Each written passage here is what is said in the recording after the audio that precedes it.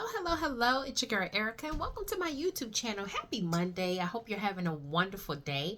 Thanks for tuning in and hanging out with me. I'm going to be doing the review for The Real Housewives of Atlanta. Of course, this is season 16. That was episode 4, and it was called The Vault. Now, we already know what the main course of this episode was, which was the whole beef or the feud between Kenya and Brittany.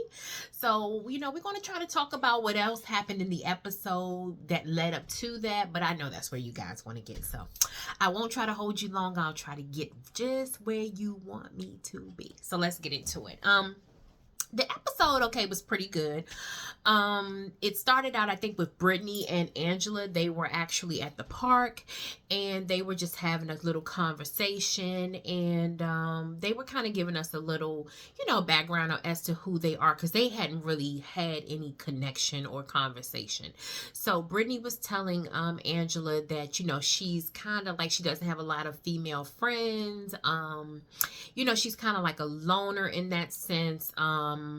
And Angela kind of confided in Brittany, or I wouldn't say confided in her, but she was telling her that, of course, they were kind of like a meeting of the minds because they're both married and stuff like that. And Angela was actually telling Brittany that her parents, her mom, I would say she's having a little issue with her mom and her sister, and Brittany's also having issues with her family as well. So I think that's why Angela kind of felt the need to tell Brittany.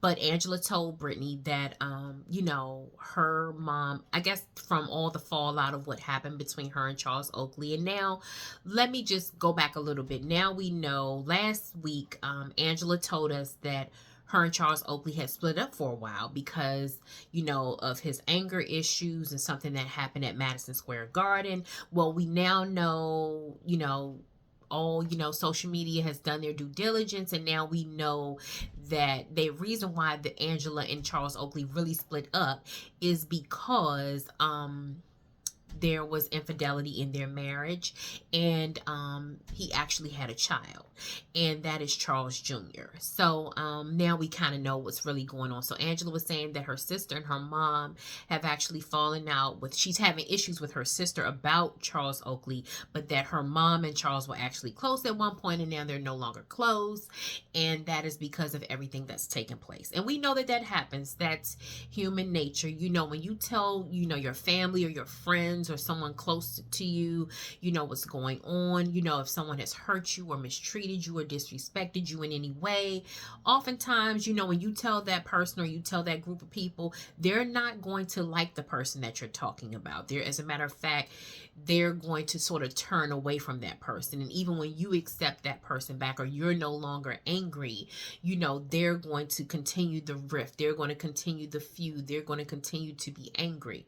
So as a married person, even if you're just in a long-term relationship or whatever, you have to be very, very careful about what you tell, your parents or what you tell your siblings or what you tell your friends about that particular person or your significant other. Because like I said, if something happens, they are going to turn. They love you. They don't necessarily love that particular person. They may like them, and they may really like them and love them for you. But if they hurt you and they really care about you, they are going to take your side and not theirs. So that's just like I said, what Angela's going through is nothing, I wouldn't say it's nothing unusual, for her mom to now be upset with Charles Oakley knowing that he had a baby on her daughter. He cheated on her daughter, and as a result of that, he actually had another child. So that's like typical human nature, but I hope that they can come to some sort of resolution. And I think we're starting to see now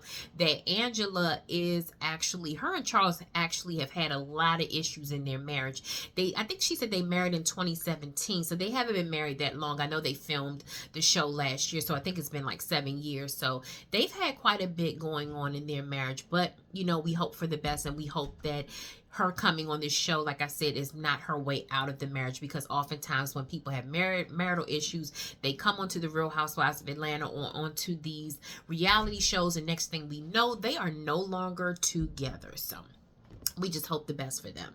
So Portia meets up with her staff about her Go Naked hair. She wants to take all of her businesses to the next level.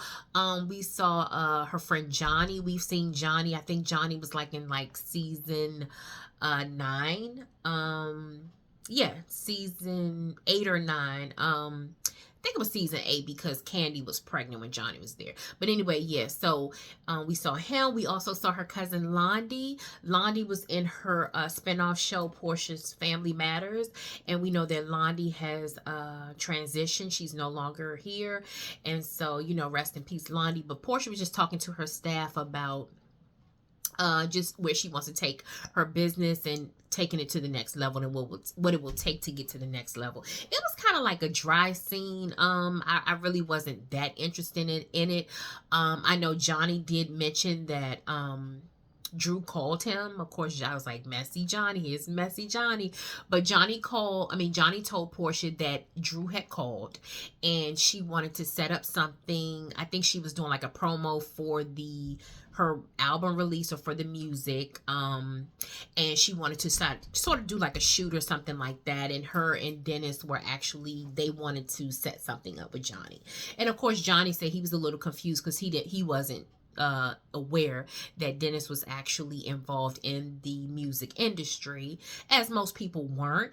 All we knew is that Dennis was the hot dog man, Portia, he was my man, and my baby daddy. So a lot of people don't know a lot of backstory of Dennis other than the fact that he is an entrepreneur. He does own the hot dog factory as well as Crew, and that was pretty much it. She never mentioned that he sort of delved into other businesses. But Portia was kind of saying that she was a little upset because, again, Drew is being sneaky and going behind her back. But I'm sure that, they'll make up as time goes on, because we're starting to see throughout the season and throughout the episodes that Drew is actually working with Dennis, and it is all about music. So anyway, we go on from that. Drew and Ralph are at home and they have a conversation. Of course, the kids are outside. He's training the 2 of the sons for football, and just running some drills with them. And Drew comes outside and she wants to get in on the action. Her daughter Anaya says, "Hey, mommy, are you going to come and play with us?" And so Drew says she tries to do one of the drills. But of course, we know Drew has had some issues with her ankle and with her Achilles. Even like I think in season 14 when they went to Jamaica, she actually tore her Achilles. So, Drew wanted to participate, but she was a little scared. And even Ralph mentioned that he didn't want her to get hurt during that, just during their little time outside. So anyway, the kids went inside and Drew and Ralph were talking. Well, of course, hey, Ralph. During Drew and Ralph's marriage and their time on the show, I really did not like Ralph. I know a lot of people don't even really like Drew. I actually don't even have a problem with Drew. I like Drew. I would like for Drew to tell the truth a lot more and just stand up for herself and sort of be honest about what's going on. I think it's better that way. But I do like Drew. And I love her music. If you haven't listened to her music, please do yourself a favor and listen to it. Drew, it's fire. Trust me, if you love music, if you love R&B music, if you love just someone with a nice voice, if you just want some chill, you are going to love it. I just can't even put it into words. It's like a beautiful surprise. Drew Sidora did her thing. I never doubted her anyway, because Drew, if you know, Drew was a singer, or she is a singer. So I wasn't really surprised. I just think people sort of slept on it because of their personal feelings about Drew. But anyway, so Drew and Ralph were talking. They were discussing, co-parenting, and they both even admitted that they realized that it wasn't meant for them to be married. Ralph did tell Drew that when he came into the marriage, he really wanted to be a good husband and a father.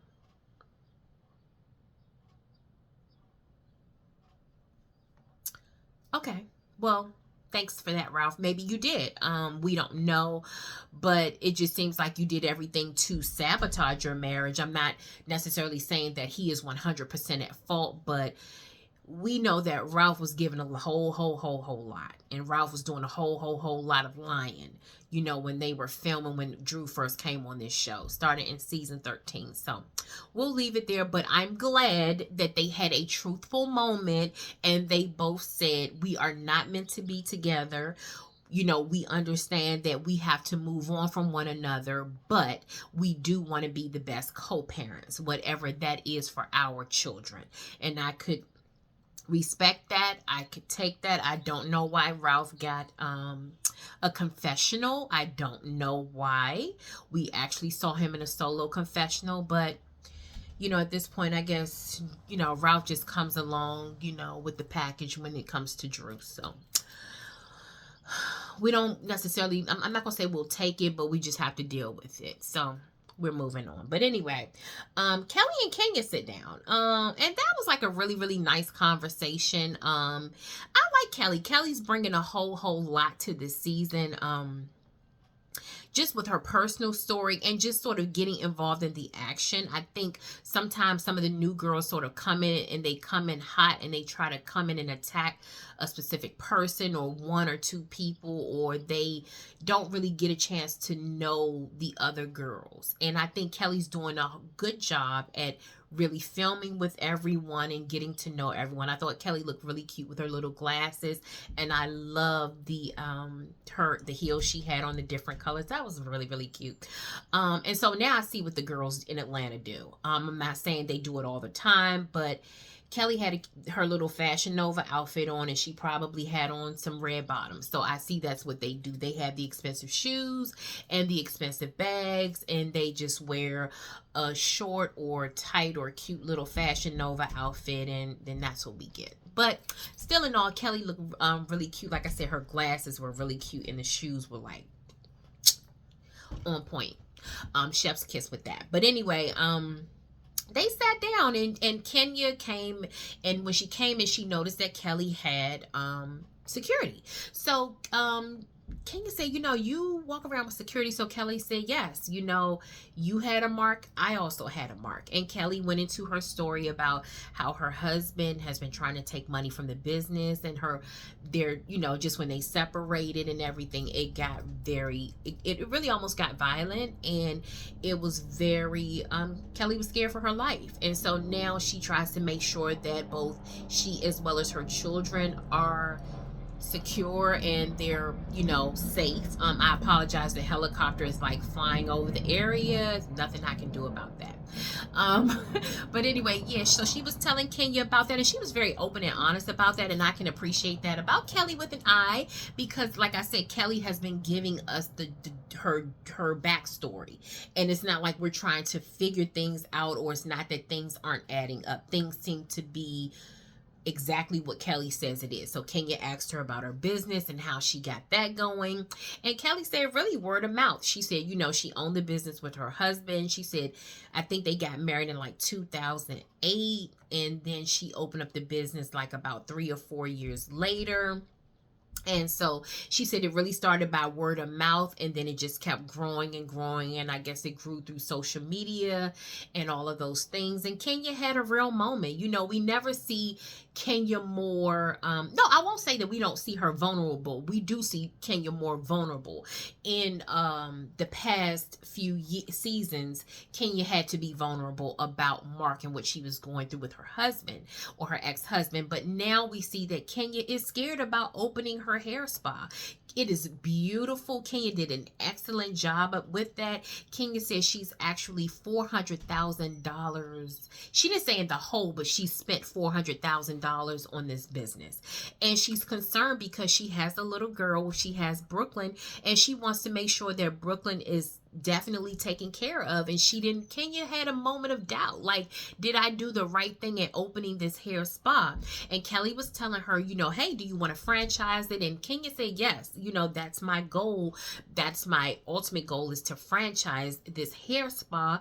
But Kenya was really scared, and I felt Kenya on that, because stepping out on faith is not the easiest thing to do ever. You know, like, of course, we know it looks easy. We see people making millions of dollars on TikTok. We see people coming on social media now making a whole lot of money, getting their businesses out there, and they're doing extremely well. But when you're starting from scratch and you don't have the help, and you're sort of like in the trenches, you're really, really, really doing the work, I'm sure that that's extremely scary. And especially when you're putting up your own money. It's one thing if you're sort of relying on someone else, but when you're putting up your own money, that can be terrifying. So I thought that Kenya had a real moment, and I really sincerely wish Kenya more the best with this hair spa, because like I said, it's really, really nice. And Kenya has always had great hair. I think she could always build on that, because she does have really good hair. She has her own hair. Kenya is not, you know, into wigs. Of course, she has worn wigs and she's worn hair pieces, but for the most part, we know that Kenya still has a head full of hair. So all the best to Kenya with that. So anyway, Angela was having oh, before we go there, Drew and Dennis actually met in the studio. Go figure. You know, Portia said everything was behind her back, but we actually saw Drew and Dennis in the studio, and it was legit. You know, Dennis and the producers were there. Drew got in the studio. They were sort of putting, you know, this song together, and the relationship between Drew and Dennis, it really came across as, I don't want to say a brother and sister, but just really cool. It didn't seem like there's any funny business going on, or anything shady going on, or anything undercover going on. It really seemed like it wasn't so much surface level, but it was just like you could tell that they're cool with each other.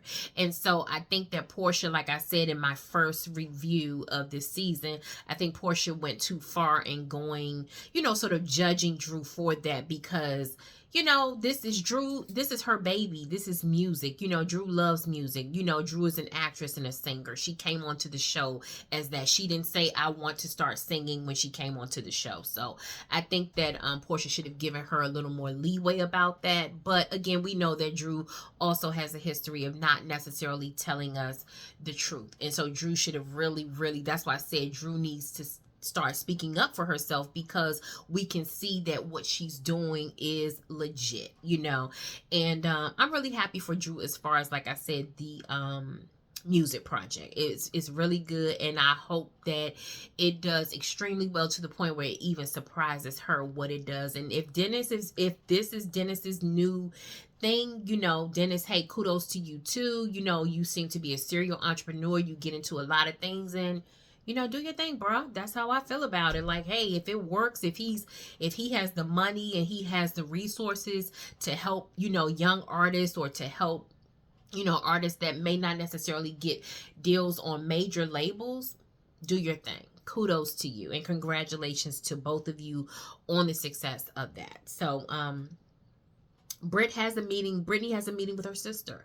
She has a meeting with her sister, and her sister's kind of telling her that, you know, their relationship hasn't been the greatest. And her sister's saying, you know, hey, I've been going through it, and, you know, you haven't seemed to have been there, and you've always also had a close relationship with your nephew, and it seems like things have changed. And Brittany was telling her now that she's married, you know, things are a little different, but, you know, she's still there for her sister. And let me just say this. Again, this is a real situation. This can happen to anybody, me, you, or anyone. Being married to someone should not mean that you have to cut everyone else off. You still have to have your life. That's the beauty of life. You know, you have your partner, you have your husband, your wife, or your significant other. You have them. You also have your parents. You also have siblings. You have friends. You have neighbors. We have co-workers. So it's like a circle of life. We have a whole lot of people in our lives. But being married should not mean that you have to cut everything off. I do understand sometimes when you're a newlywed and you're in a new relationship, of course you're going to spend your time with that person. You want to get to know them. You love them. You just can't stand to be out of their presence. You want to be around them all the time.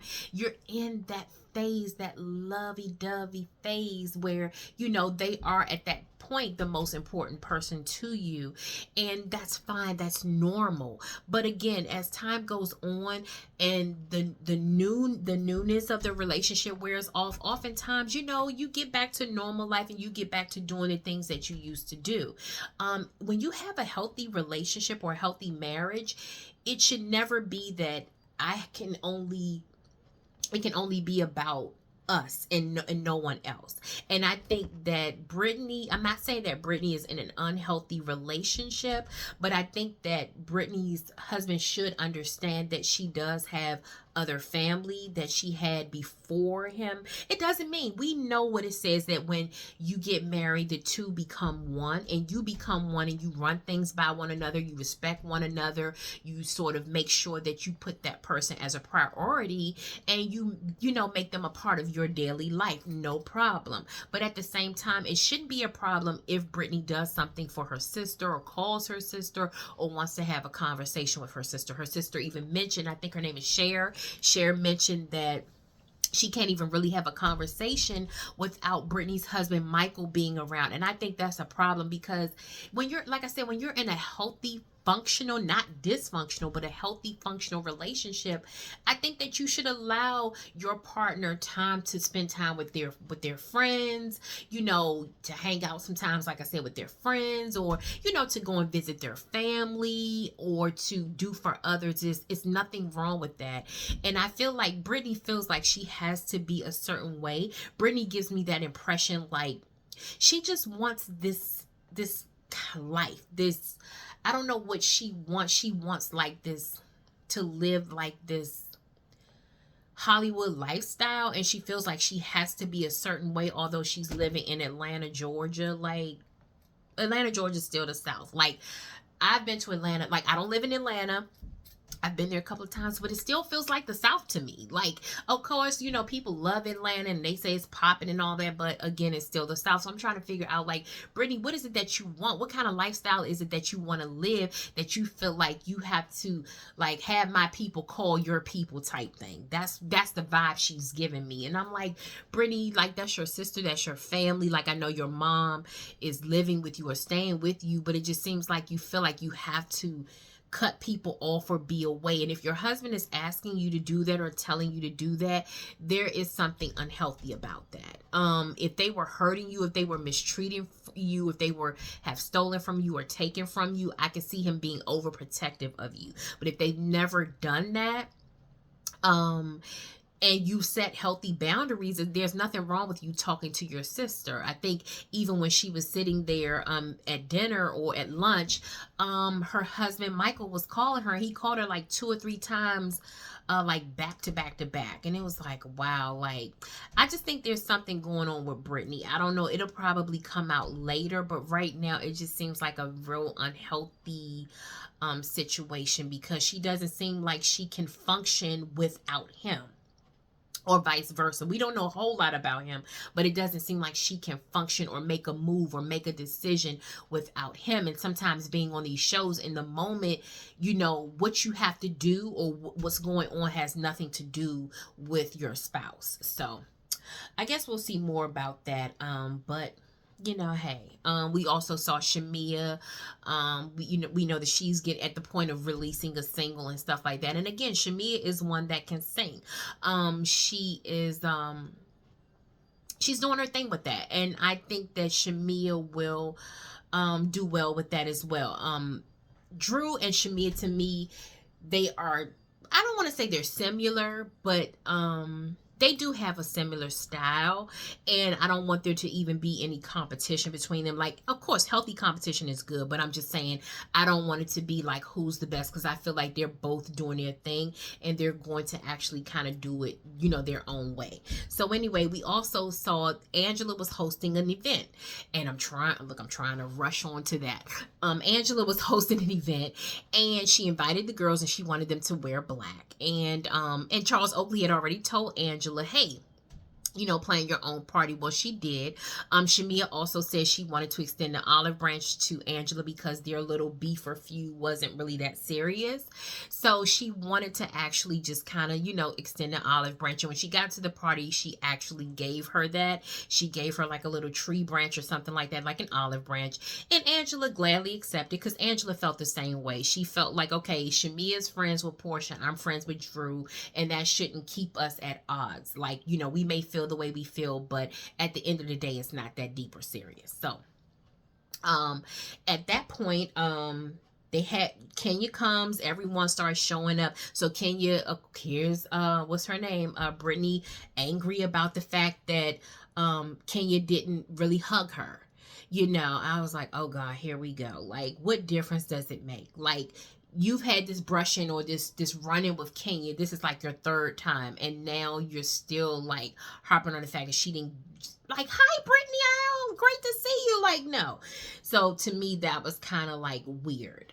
So all the ladies arrived, they're sitting there, so they start talking. They were ordering their food, talking about what they were going to eat and all of that. And then they started asking personal questions. Like one of the questions was, what did Shamea do to thank her husband for the Cullinan? He bought her a Rolls Royce for her birthday. And of course, Shamea showed us exactly what she did. Yeah. And we know what happens. I mean, we're grown. We know exactly what happens. But at the same time, too, Shamea, also say, yeah, I did that. I think that we had a great time. But also, my husband loves me and he wanted to make me happy. And sometimes it's good just to say that as well. Like, we don't have to, let me use the right word. I don't want to say sometimes we feel like we have to trick for gifts.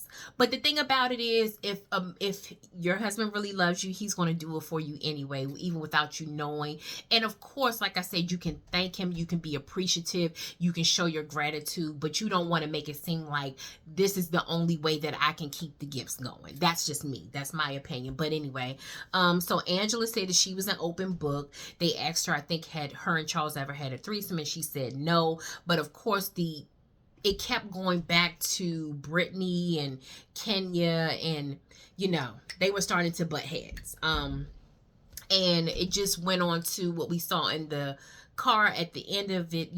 They were leaving, and Portia said, I'll give you a ride, Kenya, I'll give you a ride or whatever. And Kenya got in the car and was like, what's up with her? Like, I don't want to be around her. Yes, she needs to go. She needs to go. She needs to go. And she's saying that, and Brittany, meanwhile, was called her husband and was saying, I got my thing and I'll use it on her and this, that, and the other.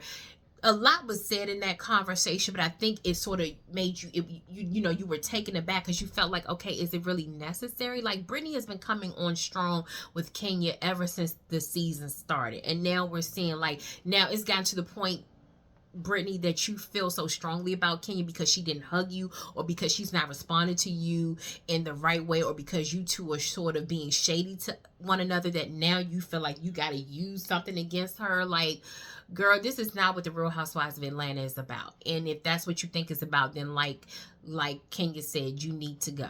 You need to go. So we're going to see, what happens next week. We know, of course, this is what the season was all about, where Kenya sort of exposes Brittany. Of course, that will probably be like, she's going to definitely have everyone shocked. And some people looked appalled, some people looked, shocked, or whatever the case may be. We'll have to see. But that was the end of the episode, guys. Tell me what you think. I didn't want to put too much sauce on it because it was what it was. I think next week we're going to really have so much more to say. Like, every episode is not so drama filled to the point where, oh my God, like shock value. And you have to have like all of these super long, reviews. So anyway, let me know what you think. I really appreciate it. Please like this video and subscribe to my channel. Like I said, I am a new YouTuber. I've been doing it since the beginning of 2025, and I would love to have your support. Like I said, how do you feel about Brittany and what's going on with her family? How do you feel about, Angela and Charles? Is that something, hey, how do you feel about the fact that you know, it's now come out that, you know, Charles had a baby on her. You know, what do you think? How do you feel about, does Portia owe Drew an apology now that she can kind of see and we see what's going on? Have some of you changed your mind about, you know, how you felt about Drew and Dennis? So let me know in the comments. I would greatly appreciate that. Again, have a wonderful day. Like I said, it's the beginning of the week. Hopefully we have a great week. And I will see you soon. Bye.